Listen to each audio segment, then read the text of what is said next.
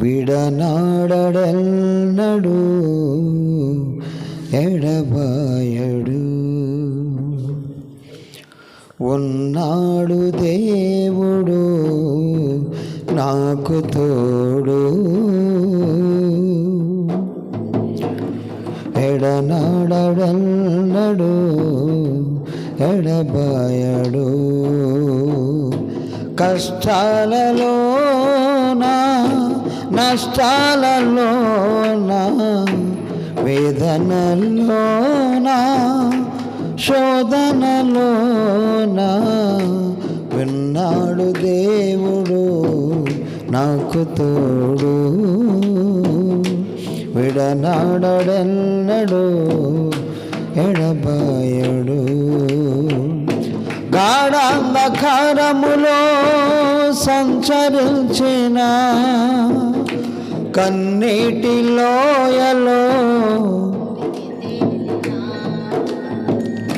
గాఢాంధకారములో సంచరించిన కన్నీటి లోయలో మునిగి తేలిన కరుణలేని లోకము కాదన్నను, కరుణలేని లోకము కాదన్నను. కన్నీరు తుడుచును నన్ను కొన్నవాడు, ఉన్నాడు దేవుడు నాకు తోడు, విడనాడెన్నడు ఎడబాయడు. ఉన్నాడు దేవుడు నాకు తోడు, విడనాడెన్నడు ఎడబాయడు. దేవునికి స్తోత్రం. మనం వాక్య భాగంలోకి వెళ్దాం ప్రియులారా. చూడండి, లూకా రాసినటువంటి సువార్త 18వ అధ్యాయము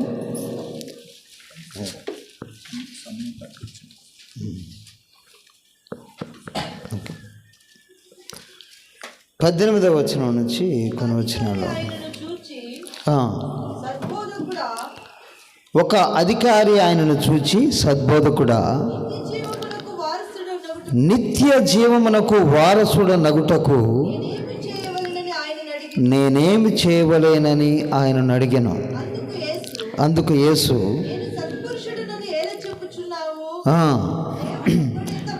దేవుడు ఒక్కడే తప్ప మరి ఎవడనో సత్పురుషుడు కాడు. వ్యభిచరింపవద్దు, నరహత్య చేయొద్దు, దొంగిలవద్దు, అబద్ధ సాక్ష్యం పలకవద్దు, ఎరుగుదువు కదా అని అతనితో చెప్పాను.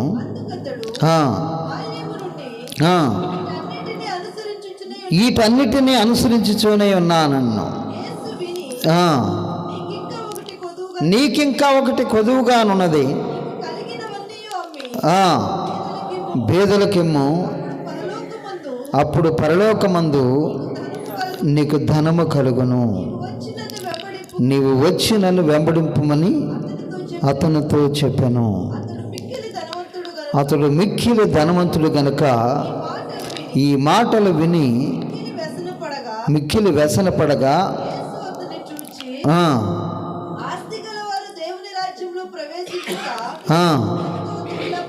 ఎంతో దుర్లభము, ధనవంతుడు పరలోక రాజ్యములో ప్రవేశించుట కంటే సూది బెజ్జములో. చాలండి, దేవునికి స్తోత్రం. ఇక్కడ ఈ వాక్య భాగంలో మనం చూసినట్లయితే ఒక అధికారి, ఒక ధనవంతుడు ప్రభుల వారి దగ్గరకు వచ్చి, యేసుక్రీస్తు ప్రభు దగ్గరకు వచ్చి, సద్బోధకుడా, నిత్య జీవమునకు వారసుడినగుటకు నేనేమి చేయవలేను అంటే, ఈ లోకంలో జీవించే వాళ్ళందరూ కూడా కొంతకాలమే జీవిస్తున్నారు కదండి. కొంతకాలమే ఈ లోకంలో జీవిస్తున్నారు. 100 సంవత్సరాలు, 120 సంవత్సరాలు, ఆ తర్వాత ముసలితనం, చనిపోతున్నారు కదా. అయితే నేను ఎల్లప్పుడూ జీవించాలి అనేక ప్రశ్న చూడండి. నేను ఎల్లప్పుడూ జీవించాలి, నేను నిత్యము జీవించాలి అంటే నిత్యము జీవించటం కూడా ఉన్నదా? నిత్యము జీవించటం కూడా ఉన్నదా? ఈయన కోరుకున్నది చాలా శ్రేష్టమైనది కదండి. నేను ఎల్లప్పుడూ జీవించాలి. ఎల్లప్పుడూ జీవించగలిగేటువంటి మనిషి భూలోకములో ఎవరైనా ఉన్నారండి? ఈ భూమి మీద ఎంతకాలం జీవిస్తాం మనం కదా? 60-70 కదా. అయితే పూర్వకాలంలో ఆదాము మొదలుకొని చాలామంది ఎన్ని సంవత్సరాలు జీవించారండి? ఆదాము ఎన్ని సంవత్సరాలు జీవించిండు ఈ లోకంలో? 930 సంవత్సరాలు జీవించాడు కదా ఆదాము. ఆ తర్వాత కొందరు మరి 700 సంవత్సరములు, 800 సంవత్సరములు అట్లా జీవించుకుంటూ వచ్చారు. నోవాహు టయానికి వచ్చేసరికి పిల్లారా, ఆయుస్సుని ఈ భూమి మీద మానవుడు జీవిస్తూ ఎక్కువ కాలం జీవిస్తూ ఉన్నటువంటి సమయంలో నోవాహు టయానికి వచ్చేసరికి దేవుడు 120 సంవత్సరాలు కుదించేశాడు. ఆయుస్సుని ఏం చేశాడండి? 120 సంవత్సరాలకి.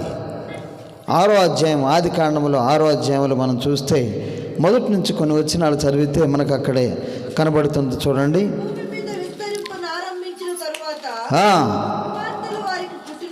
పుట్టినప్పుడు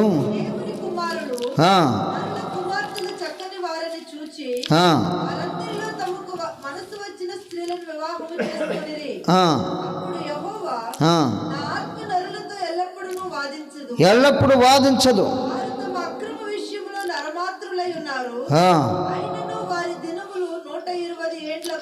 120 సంవత్సరాలకు కుదించేశాడు. 100 సంవత్సరాలు జీవించినటువంటి మానవుడు 120కి కుదించబడది.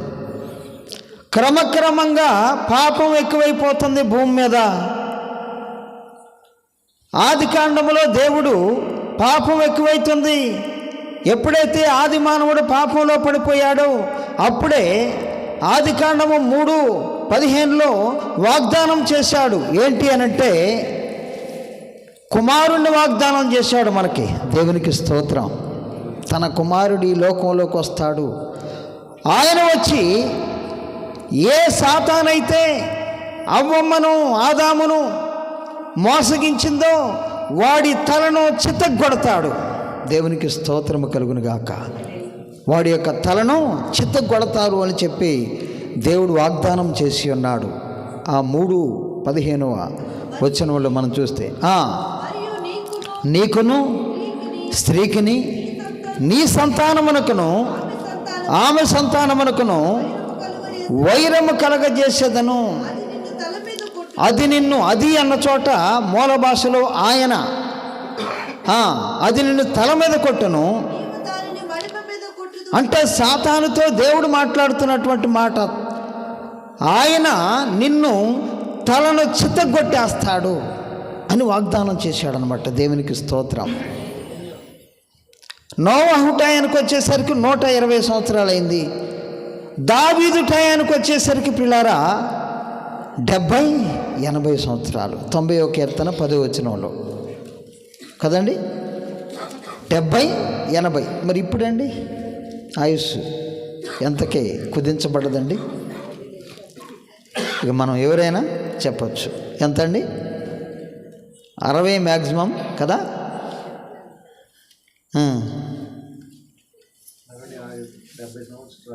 70-80. మరి ఇప్పుడు కీర్తనలు రాసేటప్పటికి 70-80 అన్నాడు. మరి ఇప్పుడు నేను అడిగేది ఏంటి అంటే 40 నుంచి లేకుంటే 30 నుంచి 60 అంతే. 70 కదా. అధిక బలం ఉంటే 70 అంటున్నాడు. దేవునికి స్తోత్రం. ఇప్పుడు యొక్క పరిస్థితి 30 సంవత్సరాలకే ఏమవుతుందండి? హార్ట్ అటాకులు వచ్చేస్తున్నాయి. మరి దీనికి గల కారణం ఏంటి? దీనికి గల కారణం ఏంటి అంటే, మానవుడు ఈ లోకమే శాశ్వతమైనది అని అనుకుంటున్నాడు. అక్కడ ఏముందో ఎవరికీ తెలియదు అన్నటువంటి ఒక భ్రమలో జీవిస్తున్నాడు మానవుడు. తన ఇష్టం వచ్చినట్లుగా జీవిస్తున్నాడు. అందుకోసమే దేవుడు తన కుమారుడైనటువంటి యేసుక్రీస్తుని ఈ లోకంలోకి పంపించి ఉన్నాడు. దేవునికి స్తోత్రం. ఆయన స్త్రీ యందు పుట్టాడు. ఆయన ఈ లోకములో సాతాను యొక్క తలను చెత్తగొట్టడానికి ఈ లోకంలోకి వచ్చి ఉన్నాడు. ఆయన దేవుని కుమారుడుగా ఈ లోకంలోకి వచ్చి ఉన్నాడు. మరి మనమందరం కలిసి మరి క్రిస్మస్లు జరుపుకుంటున్నాం కదండి, కదా? సెమీ క్రిస్మస్లు జరుగుతూ ఉన్నాయి. యేసుక్రీస్తు ఈ లోకంలో పుట్టాడు. ఆయన పుట్టుకను జరుపుకోవటం మరి మీ అందరికి ఇష్టమేనండి? ఆయన పుట్టుక జరపవచ్చా, జరపకూడదా అమ్మ? జరపవచ్చు. దేవునికి స్తోత్రం. ఎందుకంటే ఆయన ఈ లోకంలో పుట్టాడు కాబట్టి జరపాలి. మరి బైబిల్ గ్రంథంలో ఆయన పుట్టుకను గురించి బైబిల్ గ్రంథం ఏమైనా చెప్తుందా? జరిపినట్టుగా ఏమైనా ఉందా బైబిల్ గ్రంథంలో? చూడండి, లూకా రాసినటువంటి సువార్త 2వ అధ్యాయము. ఆయన పుట్టినప్పుడు పండగ ఏమైనా జరిగిందా? ఆయన పుట్టినప్పుడు ఎవరికైనా తెలిసిందా? 2వ అధ్యాయము, లూకా సువార్త 2వ అధ్యాయము. త్వరితంగా మనకి టైం అయిపోతుంది.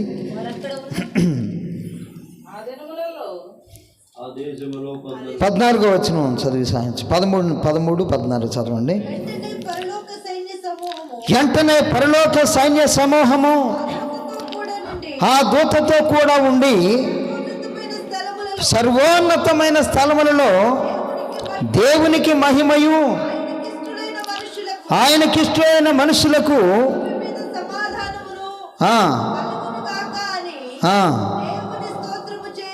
ఎవరండి వీళ్ళు? పరలోక సైన్య సమూహము. దేవునికి స్తోత్రం. మరి పై వచనాల్లో మనం చదివితే మరి ఇదిగో భయపడకడి ఒక దూత, 10వ వచనాన్ని మనం చదివితే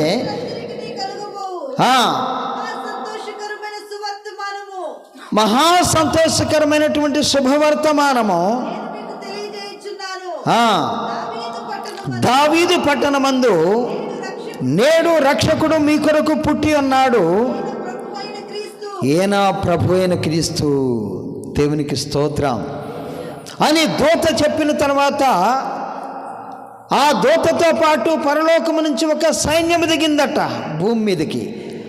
వాళ్ళు ఒక పాట పాడుతున్నారు.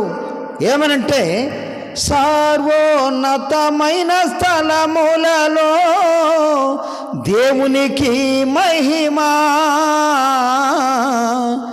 భూమి మీద తనకిష్టులకు సమాధానము, సమాధానము, సమాధానము, సమాధానము.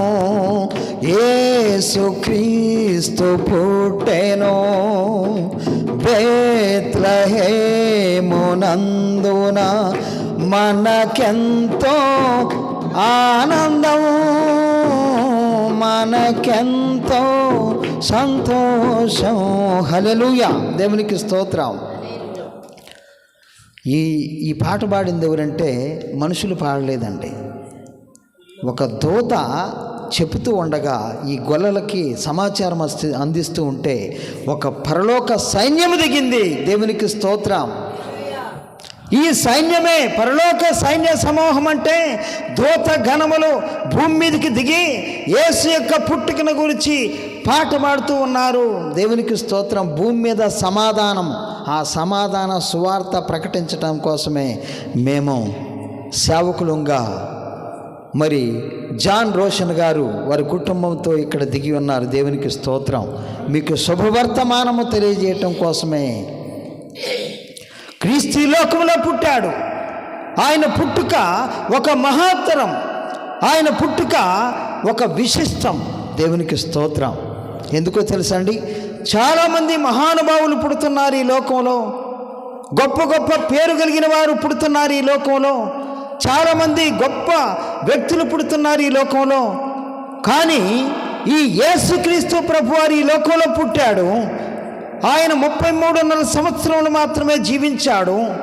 ఆయన మరి 33.5 సంవత్సరములలో ఆయన అద్భుతాలు, సూచక్రియలు, మహత్కార్యాలు జరిగించాడు. అనగా కుంటివారిని నడిపించాడు, గుడ్డివారికి చూపునిచ్చాడు, చనిపోయిన వారిని లేపాడు, అనేక అద్భుతాలు జరిగించాడు ఈ లోకంలో. ఆయన చనిపోయాడు. దేవునికి స్తోత్రం. కొరడాలతో కొట్టబడి సిలువ మ్రాని మీద ఎక్కి ఆయన చనిపోయాడు. చనిపోయిన తర్వాత పిల్లారా సమాధి చేయబడ్డాడు. సమాధి చేయబడ్డ తర్వాత తిరిగి లేచాడు. దేవునికి స్తోత్రం. ఆయన సమాధి ఇప్పుడు ఇజ్రాయెల్ దేశంలో యెరూషలేములో ఆయన సమాధి తెరవబడి ఉన్నది. ఇది గొప్ప సాక్ష్యం. దేవునికి స్తోత్రము కలుగును గాక. ప్రపంచమంతా వెళ్ళి ఆ యొక్క యెరూషలేములో తెరవబడినటువంటి క్రీస్తు సమాధిని చూస్తున్నారు. మీరు కూడా వెళ్ళి చూడొచ్చు. దేవునికి స్తోత్రం. ఈ బైబిల్ గ్రంథం పిల్లరా మరి రచించబడ్డది దైవజనుల చేత. దేవుని దూతలు ఈ గ్రంథాన్ని ఇచ్చి ఉన్నారు. ఈ గ్రంథము ఒట్టిగా ఒక చోట లేదు. ప్రపంచమంతా ఈ బైబిల్ గ్రంథము అమెరికాను తాకింది. ఈ బైబిల్ గ్రంథం ఇంగ్లాండ్ను తాకింది. ఇంగ్లాండు తల వంచి యేసయ్యా నీవే నా దేవుడవు, నీవే నా రక్షకుడవు, నీవు తప్ప నాకు దేవుడు లేడు అని అమెరికా ఒప్పుకున్నది, ఇంగ్లాండ్ ఒప్పుకున్నది, ఫ్రాన్స్ ఒప్పుకున్నది. ప్రపంచంలో అన్ని దేశాలు కూడా ఒప్పుకుంటున్నాయి. దేవునికి స్తోత్రం. ఆయన అమెరికాలో పుట్టలేదండి, ఆయన ఆసియా ఖండంలో పుట్టాడు. యేసుక్రీస్తు ప్రభుల వారు. దేవునికి స్తోత్రం. మన ఖండంలోనే పుట్టాడు ఆయన. ఇజ్రాయెల్ దేశం అంటే మరి మన ఆసియా ఖండంలోనే ఉన్నది. ఒక చిన్న దేశంలో ఆయన పుట్టాడు. కానీ ప్రపంచ ప్రజలందరినీ కదిలిస్తూ ఉన్నది ఈ బైబిల్ గ్రంథం. ఈ బైబిల్లో రాయబడినటువంటి యేసుక్రీస్తు ప్రభువారు అందరినీ తాకుతూ ఉన్నాడు. ప్రపంచంలో ప్రతి వ్యక్తి హృదయంలో ఆయన ప్రభువుగా జీవిస్తూ ఉన్నాడు. దేవునికి స్తోత్రము కలుగును గాక. హల్లెలూయా. అనేకులు కోటాను కోట్ల ప్రజలు ఆ యేసుక్రీస్తుని ఆయనే మా రక్షకుడని నమ్ముతున్నారు. ఇది సజీవ సాక్ష్యం. ఇది సజీవ సాక్ష్యం. మనందరికీ తెలుసు అండి, ఇక్కడ ఉన్నటువంటి ప్రజలందరికీ తెలుసు. ఈ బైబిల్ గ్రంథం మామూలుగా దూసుకొని పోవట్లేదండి. ప్రపంచంలో ముస్లింలకి గ్రంథం ఉన్నది, క్రైస్తవులకి గ్రంథం ఉన్నది, హిందువులకి గ్రంథం ఉన్నది. అన్ని గ్రంథాలు వారి సాయశక్తిలో ప్రకటన చేస్తూనే ఉన్నారు. కానీ ఈ బైబిల్ ఒక చోట ఉండలేదు, మూల మూల ప్రాంతములకు వెళ్ళిపోతూ ఉన్నది. కాబట్టి ప్రియులారా, ఈ నిజ దేవుణ్ణి, ఈ లోకములో పుట్టినటువంటి యేసుక్రీస్తు నిజమైనటువంటి రక్షకుడు, మన పాపముల నుంచి విడిపించిన వాడు. ఆయన నిత్య జీవాన్ని ఇస్తాడు. ఆయన యందు విశ్వాసం ఉంచి ఆయనని అంగీకరించినటువంటి ప్రతి వ్యక్తి కూడా పాపముల నుంచి విమోచింపబడి పరలోక రాజ్యములో అనగా నిత్యత్వంలోకి వెళ్తాడు. ఆ యొక్క ధనవంతుడైనటువంటి వ్యక్తి యేసుక్రీస్తు ప్రభు వారి దగ్గరకు వచ్చి అడిగి ఉన్నాడు. ఏమనంటే, నిత్య జీవానికి నేను వారసుని కావాలా ప్రభు అంటే, నీకున్న ఆస్తిని వదిలిపెట్టి నన్ను వెంబడించు అన్నాడు యేసుక్రీస్తు ప్రభువారు. అన్నప్పుడు ప్రియులారా మరలా ఆయన దగ్గరికి రాలేదు, నిత్య జీవాన్ని కోల్పోయాడు. కానీ ధనవంతుడైనటువంటి వ్యక్తి, జక్కయ్య అనేటువంటి వ్యక్తి యేసు ప్రభుని చూడాలనుకున్నాడు. చూశాడు. చూస్తే యేసు ప్రభు ఆ మేడి చెట్టెక్కినటువంటి జక్కయ్యని పిలిచాడు. నేడు నేను నీ ఇంట్లో ఉండవలసి ఉన్నదని చెప్పి ఆ జక్కయ్యతో యేసుక్రీస్తు ప్రభు వారు మాట్లాడాడు. ఆయన గురించి ఏమంటాడో తెలుసా? జక్కయ్యని గురించి, నేడు ఈ ఇంటికి రక్షణ వచ్చి ఉన్నది. దేవునికి స్తోత్రం. ఒక వ్యక్తి నిత్య జీవం కావాలని కోరుకున్నాడు, ఆయనకి నిత్య జీవం దొరకలేదు. జక్కయ్య నేను ఆయన్ను చూస్తే చాలనుకున్నాడు. చూశాడు, మేడి చెట్టుకు చూశాడు. యేసుక్రీస్తు ప్రభువారు ఆయన్ని పిలిచాడు, తన ఇంట్లోకి చేర్చుకున్నాడు. యేసుక్రీస్తు ప్రభువారిని నీ హృదయంలో యేసుక్రీస్తుని చేర్చుకో. దేవునికి స్తోత్రం. ఆయన ఈ లోకంలో పుట్టాడండి. ఆయన్ని ఈ లోకంలో పుట్టాడు.